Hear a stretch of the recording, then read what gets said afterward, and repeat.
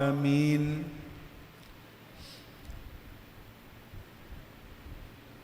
الصلاة والسلام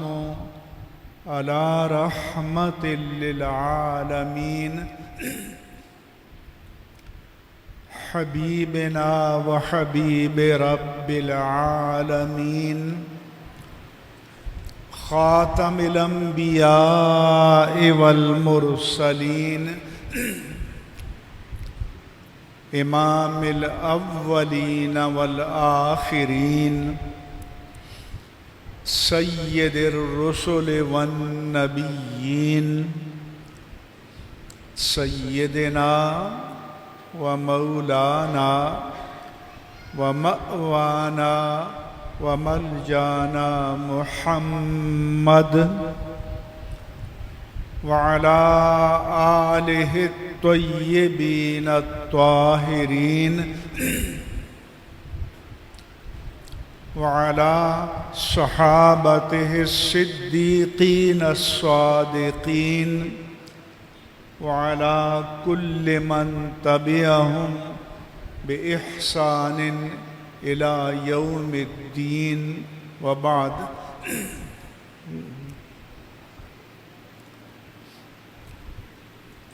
مفتی اہل سنت فقیہ ملت استاذ الاساتذہ حضرت علامہ مفتی محمد الیاس رضوی اشرفی صاحب، استاذ الاساتذہ شیخ الحدیث حضرت علامہ غلام جیلانی اشرفی صاحب، استاذ الاساتذہ حضرت علامہ محمد علی قادری صاحب، جامعہ صفہ اسلامیہ کے محتمم اور اس جامع مسجد کے خطیب حضرت علامہ مولانا ارشد جمال انصاری صاحب، اس ادارے کے ناظم تعلیمات علامہ محمد حسن انصاری صاحب، اس ادارے کے مفتی حضرت علامہ مفتی محمد جبران انصاری صاحب، دیگر اجلہ اکابر افاضل علماء کرام، مدرسین کرام، خطباء کرام اور جامع مسجد مدینہ کی انتظامیہ کے جملہ ذمہ داران، ارکان و معاونین اور جامعہ صفہ اسلامیہ کے جملہ معاونین کرام اور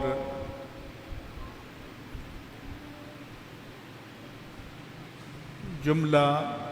حاضرین مجلس، السلام علیکم ورحمۃ اللہ وبرکاتہ۔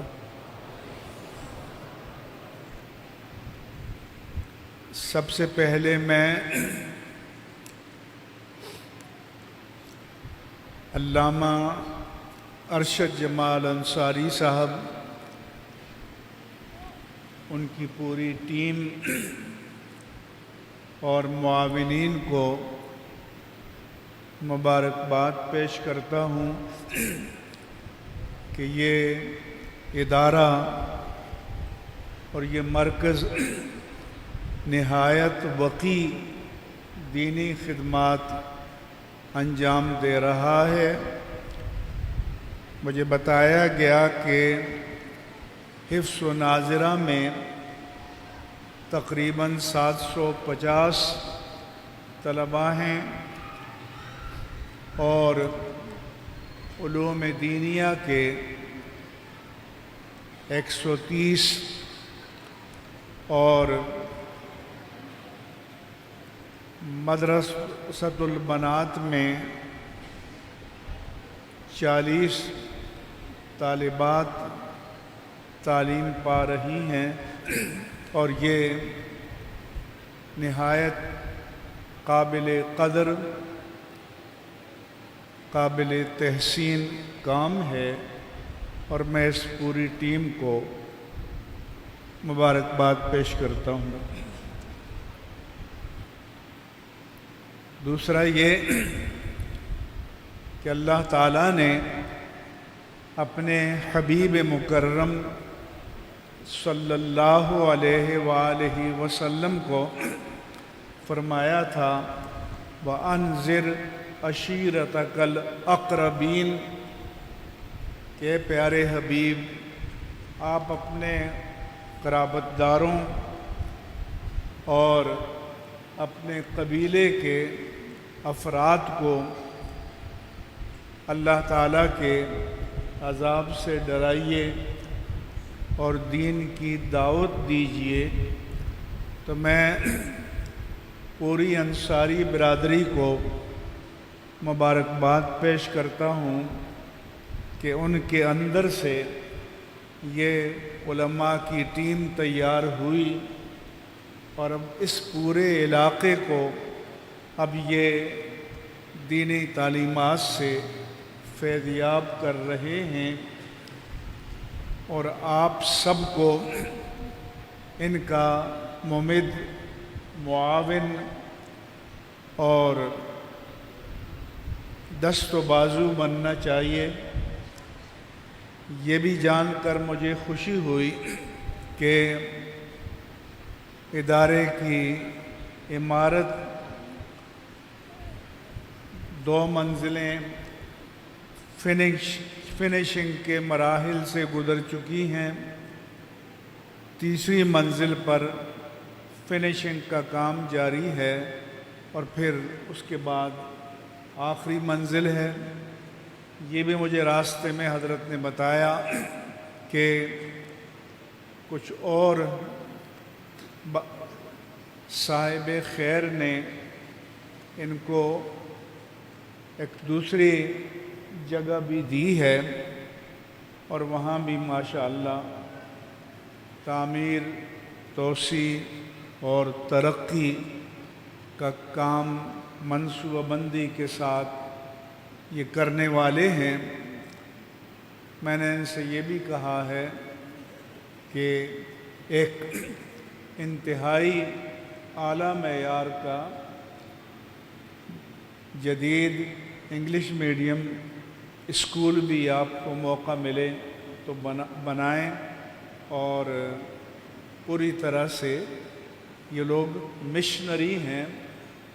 اور مشنری کے معنی یہ ہیں کہ جو دین کا کام معاش کے طور پر نہیں بلکہ مشن کے طور پر،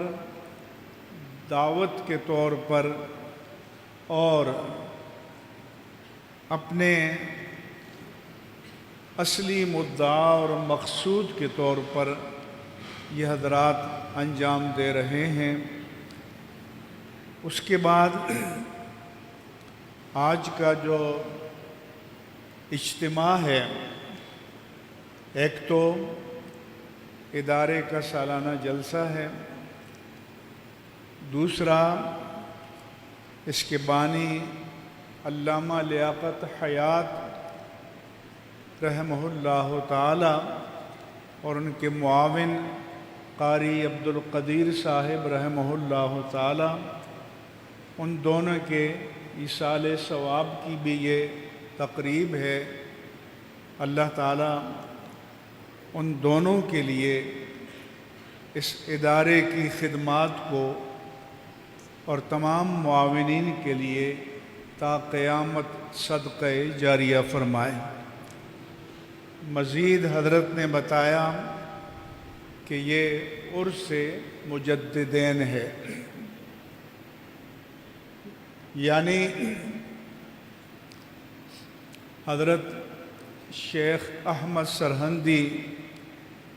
مجدد الف ثانی رحمہ اللہ تعالی اور امام اہل سنت مجدد دین و ملت امام احمد رضا خان قادری محدث بریلی رحمہ اللہ تعالی کے عرس کی تقریب ہے، تو اس حوالے سے میں چند گزارشات آپ کی خدمت میں پیش کروں گا۔ سب سے پہلے یہ کہ خاتم النبیین امام الانبیاء سیدنا محمد الرسول اللہ صلی اللہ علیہ وآلہ وسلم سے پہلے جب نبوت و رسالت کا سلسلہ جاری و ساری تھا تو ایک نبی جب وصال فرما لیتا اور درمیان میں انگریزی میں کہتے ہیں کہ with the passage of time یا مرور زمانہ یا وقت گزرنے کے ساتھ ساتھ اس نبی کی تعلیمات کو بھلا دیا جاتا یا اس میں باطل کی آمیزش کر دی جاتی۔ اس عہد کے اعتبار سے بدعات و منکرات کا نفوذ ہو جاتا تو دین کو دوبارہ نکھار کر مجلہ مصفہ اور مزکہ کر کے پیش کرنے کے لیے دوسرا نبی آتا تھا، اور وہ تجدید و احیاء دین کا فریضہ انجام دیتا تھا، اور بعض اوقات تو ایک وقت میں ایک سے زائد انبیاء کرام بھی موجود رہے۔ لیکن جب خاتم النبیین تشریف لے آئے اور آپ پر اللہ تعالیٰ نے نبوت کا سلسلہ ختم کر دیا، فرمایا کہ قد انقطعت النبوۃ والرسالہ، وہ جو نبوت کی کنٹینویشن یا جاری رہنے کا سلسلہ آپ سے پہلے چل رہا تھا وہ اختتام کو پہنچا، اور آپ صلی اللہ علیہ وآلہ وسلم خاتم النبیین خاتم الرسل بن کر تشریف لائے، تو اب قیامت تک کے لیے آپ ہی کی نبوت، آپ ہی کی رسالت، آپ ہی کی شریعت کا چلن ہوگا۔ لہذا اگر آپ کے بعد وقت گزرنے کے ساتھ ساتھ دین میں کوئی تحریف کر دی جائے، مسخ کرنے کی کوشش کریں، باطل کی آمیزش کریں، عقائد فاسدہ کو دین میں شامل کریں، بدعات، خرافات اور منکرات کا چلن ہو جائے، تو اب کسی اور نبی نے تو نہیں آنا، اس لیے تجدید و احیاء دین کا جو مشن سابق انبیاء کرام علیہم السلام انجام دیتے تھے، اس امت میں وہ مشن اس امت کے علماء کو تفویض کر دیا گیا، اور رسول مکرم صلی اللہ علیہ وآلہ وسلم نے فرمایا کہ ان اللہ یبعث لہذہ الامہ علی رأس کل مئۃ سنہ من یجدد لہا دینہا، کہ اللہ تبارک و تعالی اس امت میں ہر صدی کے سرے پر ایسی شخصیات کو مبعوث فرمائے گا، پیدا فرمائے گا کہ جو دین کو ہر ملاوٹ، ہر کھوٹ، ہر خامی سے ازسر نو پاک کر کے، مصفح کر کے، مجلہ کر کے امت کے سامنے پیش کریں گے۔ اس لیے تاریخ میں مجددین کرام آتے رہے اور یہ فریضہ انجام دیتے رہے۔ ہمارے اس خطے میں، جسے اب بر صغیر پاک و ہند کہتے ہیں، کیونکہ تقسیم سے پہلے یہ متحدہ ہندوستان تھا۔ تقسیم کے بعد پہلے پاکستان اور بھارت بنا، پھر پاکستان سے مشرقی پاکستان الگ ہوا اور بنگلہ دیش بنا، مگر یہ جو پورا خطہ ہے، بلکہ ایک صاحب نے لکھا تھا کہ اس کو بر صغیر نہیں کہنا چاہیے، بر اعظم کہنا چاہیے، کیونکہ یہ بہت بڑا علاقہ ہے۔ تو اس میں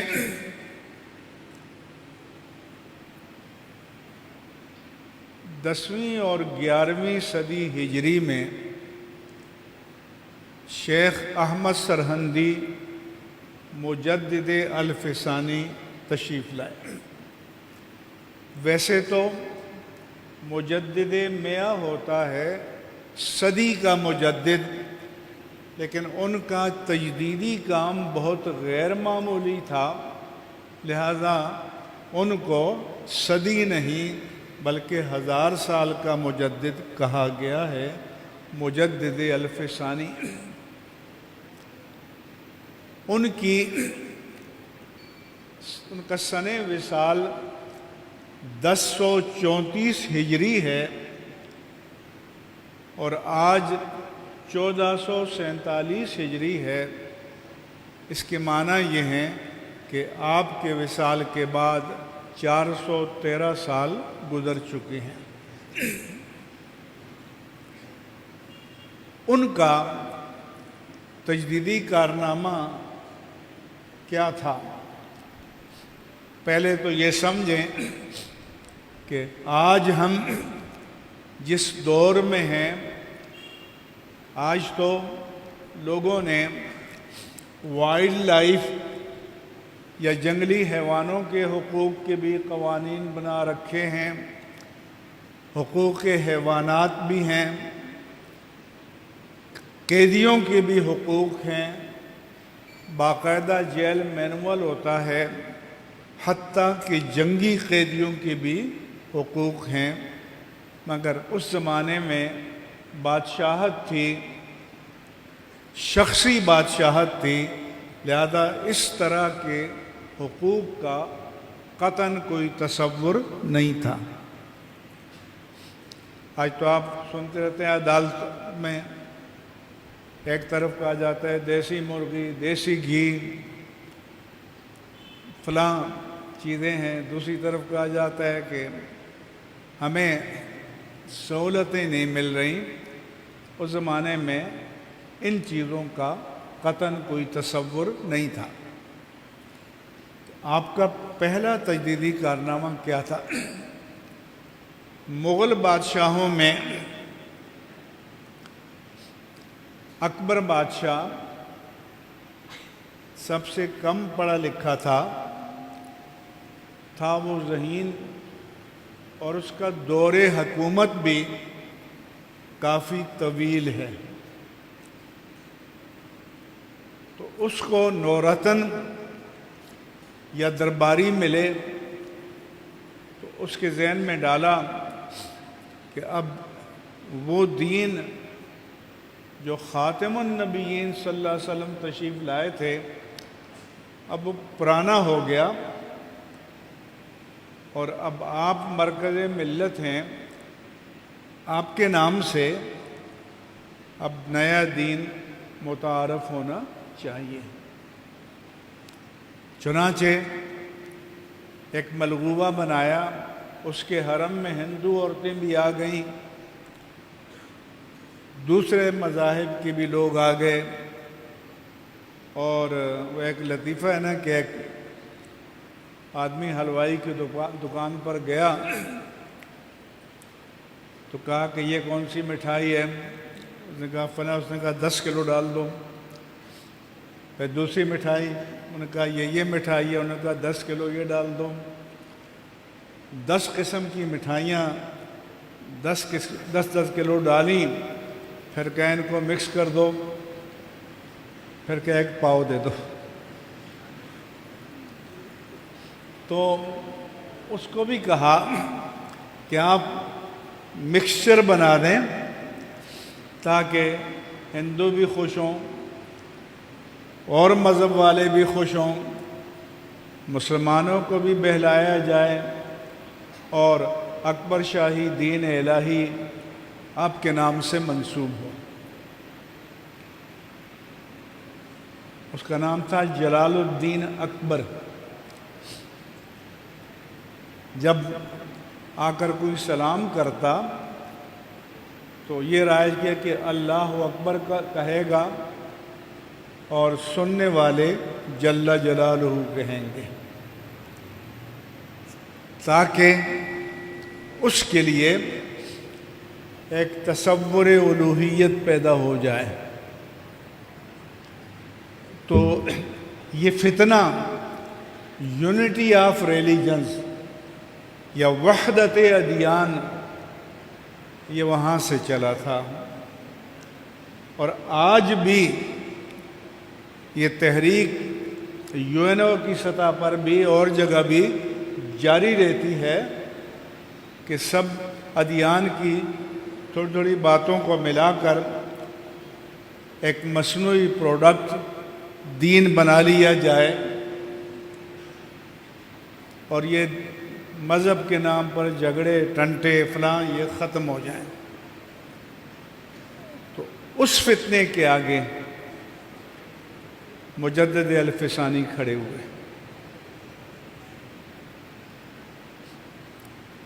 جہانگیر کے زمانے میں کہا گیا مراد تو سجدہ کرانا تھا، سجدے پر اعتراض ہوا تو اس کا نام زمیں بوسی رکھا گیا کہ اس کے قدموں میں زمین کو چومیں گے، اور یہ بادشاہ کی کورنش یا آداب یا پروٹوکول ہوگا۔ مجدد نے کہا کہ یہ نہیں ہو سکتا۔ بادشاہ نے ان کو بلایا دربار میں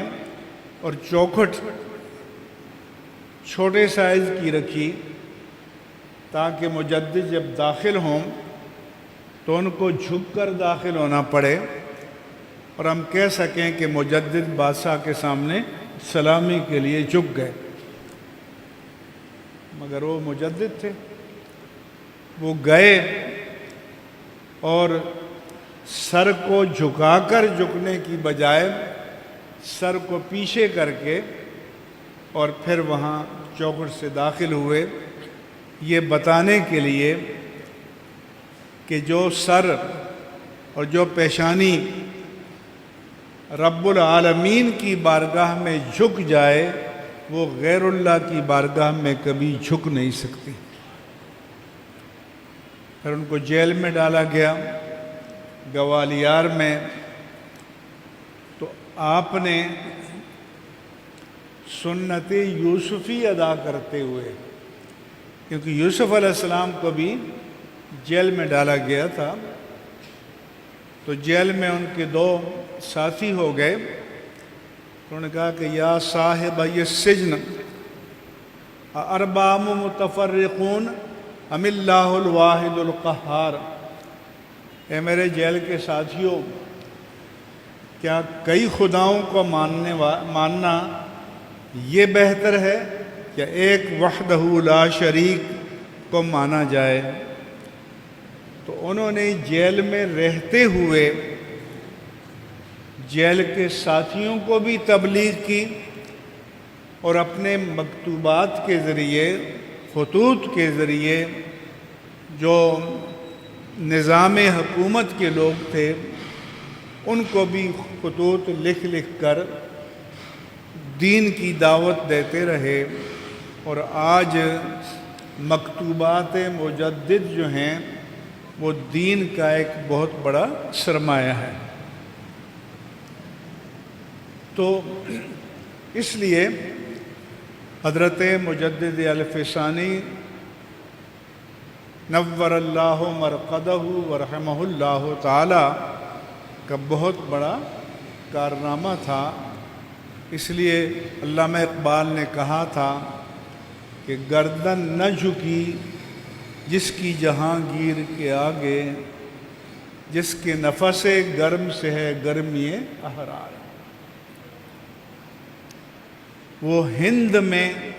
سرمایہ ملت کا نگہباں بر وقت کیا جس کو قدرت نے خبردار، کہ وہ انہوں نے جو ملت اسلامیہ کا سرمایہ تھا، توحید کا، وحدانیت کا، دین حق اسلام کا، تو وہ اس کے نگہبان بن کر آئے اور اس کی پاسبانی کی، اس کی حمایت کی۔ اب وہ جہانگیر کہ جس کو سجدہ کرایا جانا تھا، آج اسے کوئی نہیں جانتا۔ تاریخ کے طالب علم کے علاوہ اس مجمع سے بھی پوچھیں تو کم لوگوں کو اس کا نام معلوم ہوگا، اور اس کا مزار کہاں ہے یہ اور کم لوگوں کو معلوم ہوگا۔ اور راوی کے کنارے ایک ویران جگہ جہانگیر اور نور جہاں کا مزار ہے، اور اس پہ لکھا ہوا ہے بر مزار ما غریباں نے چراغے نے گلے، نے پرے پروانہ سوزد نے صدائے بلبلے، کہ جو پورے ہند کے بادشاہ تھے، تو کہا کہ ہم مسافروں کے مزار پر نہ کوئی چراغ جلتا ہے، نہ کوئی پھول رکھتا ہے، شمع جلتی تو پروانے آ کر جان دیتے، تو نے پرے پروانہ سوزد نے صدائے بلبلے۔ اور مجدد کو پورے ہند میں بلکہ دنیا میں آج ان کے نام لیوا موجود ہیں، اور ان کا عرس دنیا بھر میں منایا جا رہا ہے۔ میں ایک مرتبہ داتا صاحب کے عرس میں ایک سیشن کی صدارت کے لیے انہوں نے کہا، میں گیا تو میں نے کہا کہ یہاں لاہور میں کئی بادشاہ گزرے، لیکن ان بادشاہوں کے نام، تاریخ کسی کو نہیں معلوم، مگر داتا صاحب کو سب جانتے ہیں۔ پھر میں نے کہا کہ جو آج کا حاکم ہے گورنر ہاؤس، آدھی رات کو وہاں آپ جائیں تو سائیں سائیں کرتا ہوا ماحول ہوگا، اس کے گیٹ پر گارڈ کھڑے ہوں گے، بندہ بشر کوئی نہیں ہوگا، ایک یہ بادشاہ ہے کہ آدھی رات کو بھی رونقیں لگی ہوئی ہیں۔ لہذا جو اقتدار تلوار کے بل پر قائم ہوتا ہے، جب تلوار گرتی ہے تو جھکی ہوئی گردنیں بھی تن جاتی ہیں، لیکن جو اقتدار دلوں پر قائم ہوتا ہے، صاحب اقتدار چلا جاتا ہے لیکن ان کی عظمت کے آگے گردنیں عقیدت کی جھکی رہتی ہیں۔ تو مجدد اسے کہتے ہیں۔ پھر امام اہل سنت مجدد دین و ملت امام احمد رضا خان قادری محدث بریلی رضی اللہ عنہ، ان کا وصال 1340 ہجری میں ہوا اور اس سال ان کا 107واں عرس جو ہے وہ منایا گیا ہے۔ آپ کا تجدیدی کارنامہ کیا تھا؟ چونکہ انگریزوں کی حکمرانی تھی اور انگریز استعماری حاکم تھے، باہر سے آ کر قبضہ کیا، لہذا اور دوسرا یہ کہ اقتدار انگریزوں نے مسلمانوں سے چھینا تھا، تو ان کے ذہن میں یہ تھا کہ چونکہ ہم نے مسلمانوں سے اقتدار چھینا ہے تو اس لیے مسلمان اس کو کبھی بھلا نہیں پائیں گے اور یہ ہمارے مقابل اٹھتے رہیں گے، اور اسی کے نتیجے میں 1857 کی جنگ آزادی ہوئی۔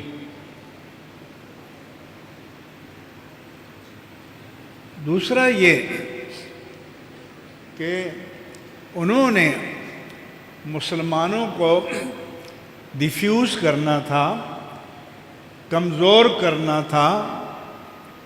بے اثر کرنا تھا، تو ظاہر ہے کہ مسلمانوں میں جو کرنٹ پیدا ہوتا ہے وہ تو عشق مصطفیٰ سے ہوتا ہے، اور مسلمانوں میں جو جرأت و استقامت ایمانی پیدا ہوتی ہے وہ اللہ وحدہ لا شریک پر ایمان سے پیدا ہوتی ہے۔ تو انہوں نے یہ کیا کہ مسلمانوں کے اندر ایسے لوگ پیدا کرو جو اس طرح کی باتیں کریں کہ مسلمانوں کے دلوں سے اللہ کی جلالت اور اللہ کے رسول کی جو بے پایاں محبت ہے، جو شمع فروزاں ہے، یہ مدھم ہو جائے، دم ہو جائے، بجھ جائے۔ اور اسی بات کو علامہ اقبال نے بیان کیا کہ جو دشمنان دین ہیں انہوں نے غور کیا کہ ان مسلمانوں کو، بر صغیر کے مسلمانوں کو بے اثر کیسے کیا جائے، تو وہ غور کے بعد اس نتیجے پر پہنچے کہ یہ فاقہ کش جو موت سے ڈرتا نہیں ذرا، اس کے بدن سے روح محمد اس کے بدن سے نکال دو، فکر عرب کو دیکھ کر فرنگی تخیلات، اسلام کو حجاز و یمن سے نکال دو۔ تو گویا ہمیں احساس ہو یا نہ ہو، دشمن دین کو پتہ ہے کہ مسلمانوں میں جو حرارت پیدا ہوتی ہے کرنٹ پیدا ہوتا ہے وہ عشق مصطفیٰ سے، نام مصطفیٰ سے، ناموس مصطفیٰ پر قربان ہونے سے پیدا ہوتا ہے۔ لہذا امام احمد رضا قادری رحمہ اللہ تعالی ان کے مقابل کہ جو مسلمانوں کو اندر سے کمزور کرنے کی تحریک لے کر چلے تھے، تو امام اہل سنت نے ان کی نشاندہی کی، ان کو چیلنج کیا، ان کو جواب دیا، اور آج جن کتابوں پر، جن عبارات پر امام اہل سنت نے گرفت کی، آج ان کتابوں کو ان کے ماننے والے بھی چھاپنے کے لیے تیار نہیں ہیں۔ آج ان عبارتوں کو ان کے ماننے والے بھی اپنے مسجد کے ممبر یا مسند تدریس یا اسٹیج سے بیان کرنے کے لیے ہمت نہیں رکھتے۔ یہ ہمارے علماء تاریخ کے ریکارڈ کو درست رکھنے کے لیے کبھی کبھی یہ چیزیں بیان کرتے ہیں، ورنہ وہ لوگ اب نہیں بیان کرتے، اور کہیں بھی آپ کو سننے کو نہیں ملے گا۔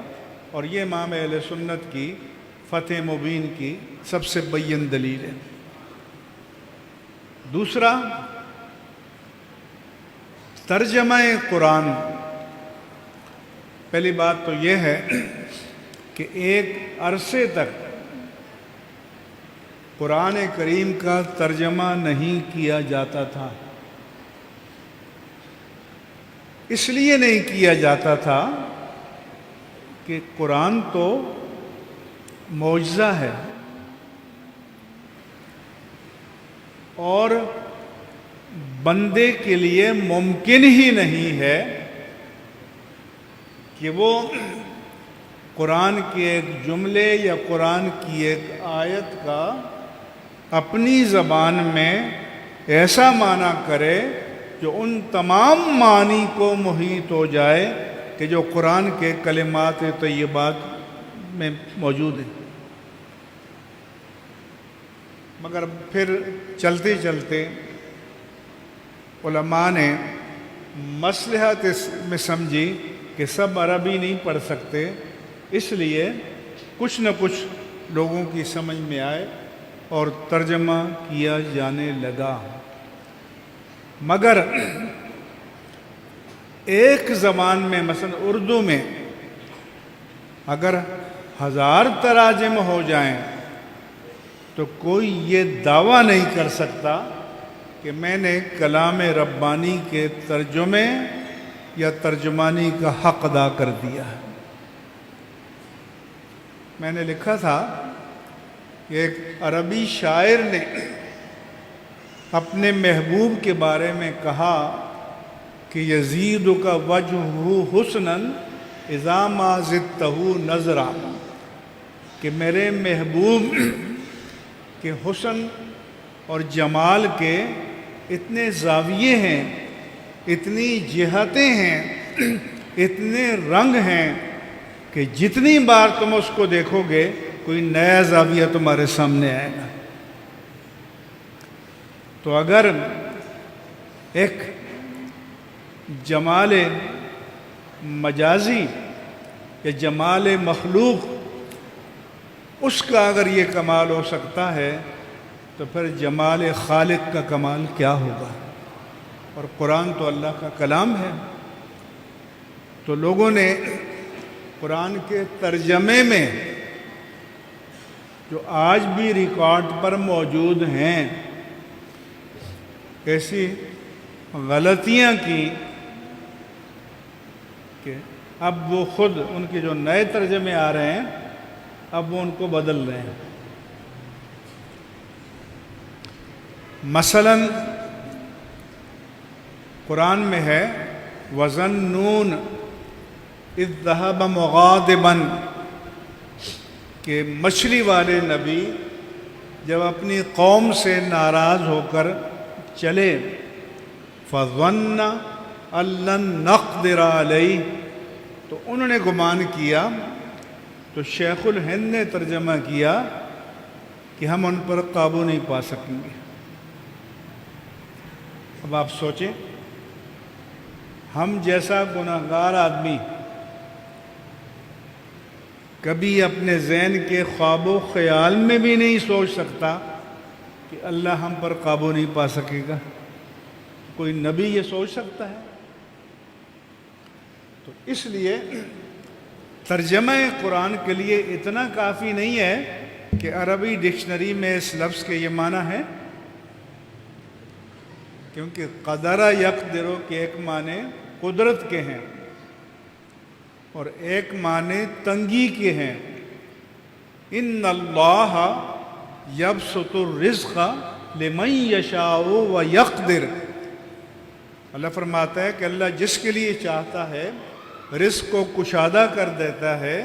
اور جس کے لیے چاہتا ہے تنگ کر دیتا ہے۔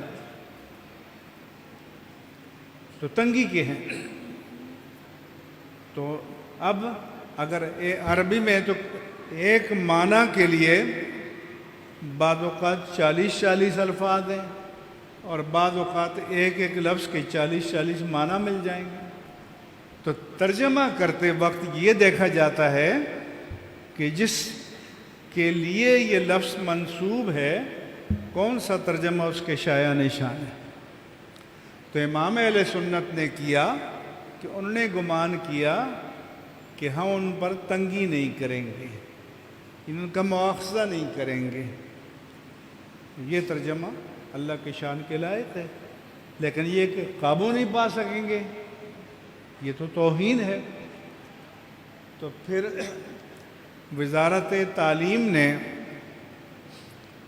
ایک دی علم فاؤنڈیشن والوں نے ترجمہ چھاپا، اور اس زمانے میں بلیغ الرحمان وزیر تعلیم تھے، ان سے کہا کہ اس کو تعلیمی اداروں میں چلا دو۔ اس میں اسی طرح کے ترجمے تھے۔ مجھے لوگوں نے متوجہ کیا تو میں نے ان کو فون کیا کہ اس کی ڈسٹریبیوشن روک دو، اگر آپ نہیں روکیں گے تو پھر ہم پریس کانفرنس کریں گے، پبلک کو بتائیں گے۔ اس نے کہا کہ مان لیا۔ پھر کہا کہ پھر آپ لوگ متفق کا ترجمہ کر دیں۔ تو پھر 5 تنظیمات کا ایک نمائندہ عالم لیا، اور ہمارے نمائندے تھے علامہ صاحبزادہ سید ارشد سعید کاظمی صاحب، اور پھر ایک متفقہ ترجمہ آیا، اور الحمدللہ اس میں اہل سنت کے جو ترجمے ہیں اس کی رعایت کو ملحوظ رکھا گیا۔ مثلا قل لا یعلم من فی السماوات والارض الغیب الا اللہ، کہہ دیجئے کہ آسمانوں اور زمین میں جو کوئی بھی ہے وہ غیب نہیں جانتا، لفظی معنی۔ اچھا، اس کو پڑھ کر وہ انبیاء سے علم غیب کی نفی کرتے ہیں، جبکہ قرآن میں نبی کے لیے علم غیب ثابت بھی ہے۔ تو ہمارے نمائندے نے یہ ترجمہ لکھوایا کہ کوئی خود سے آسمانوں اور زمینوں میں جو کوئی بھی ہے خود سے غیب کو نہیں جانتا، اپنی ذات سے نہیں جانتا، اپنی ذات سے صرف اللہ جانتا ہے، اور باقی جو جتنا جانتا ہے رب کی عطا سے جانتا ہے۔ تو اس طرح سے، اسی طرح سے مثلا سورۃ الرحمن کی آیت ہے قل یا معشر الجن والانس ان استطعتم ان تنفذوا من اقطار السماوات والارض لا ينفذون الا بسلطان۔ کہ اے جنوں اور انسانوں کے گروہ، اگر تم سے یہ ہو سکتا ہے کہ زمین و آسمان کی حدوں سے نکل جاؤ، تم نہیں نکل پاؤ گے مگر سلطان سے۔ اب شیخ الہند نے کیا نہیں نکل پاؤ گے مگر طاقت سے، اور طاقت تو ہے نہیں، یہ لکھے۔ تو اب لوگوں نے، سائنس نے ترقی کی اور راکٹ داغا اور زمین کے محور سے نکل گئے، راکٹ داغا اور چاند کے محور میں داخل ہو گئے، دوبارہ راکٹ داغا اور جو خلائی جہاز ہے وہ زمین کے محور میں داخل ہو گیا۔ تو اس ترجمے میں تو لوگ کہیں گے بھی آپ کا قرآن کہتا ہے کہ زمین و آسمان کی حد سے نہیں نکل سکتے، اب تو انسان نکل رہا ہے، کم از کم ان سیاروں کی حدود سے تو نکل رہا ہے۔ تو سلطان کے معنی طاقت بھی ہے، سلطان کے معنی حجت بھی ہے، اور سلطان کے معنی سلطنت بھی ہے۔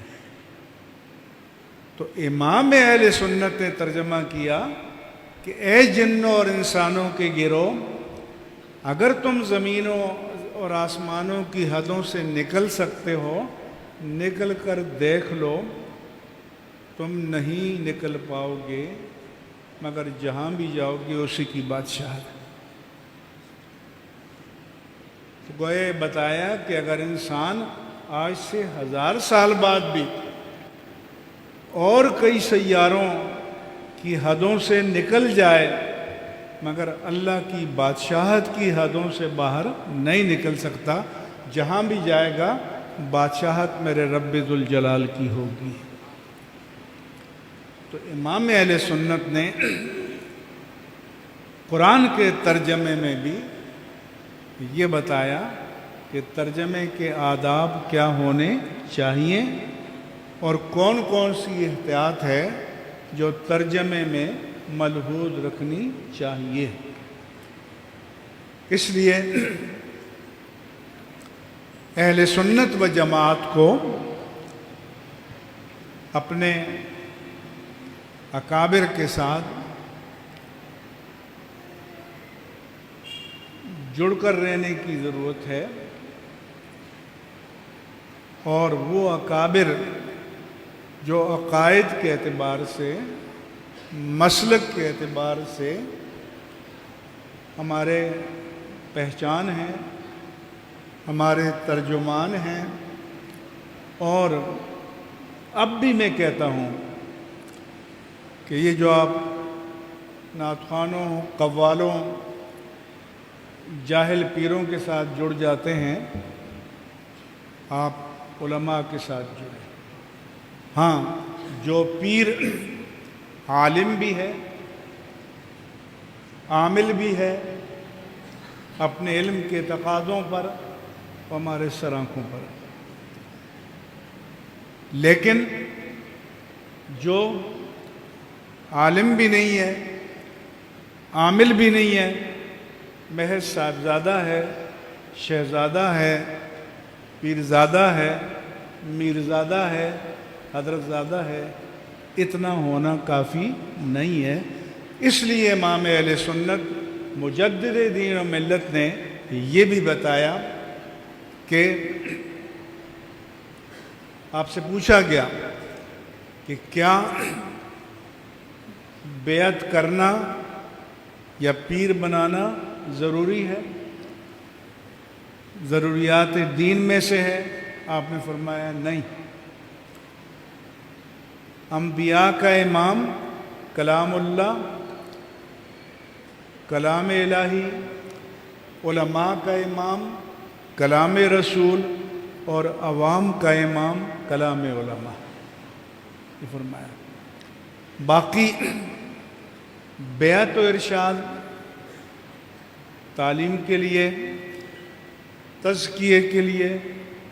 تربیت کے لیے اگر کہیں ہے تو الحمدللہ بہت اچھی بات ہے، لیکن یہاں کیماڑی سے لے کر خیبر تک اور واگا سے لے کر چمن تک آپ سروے کر کے بتا دیں کہ کتنے ایسے آستانے ہیں کہ جہاں آج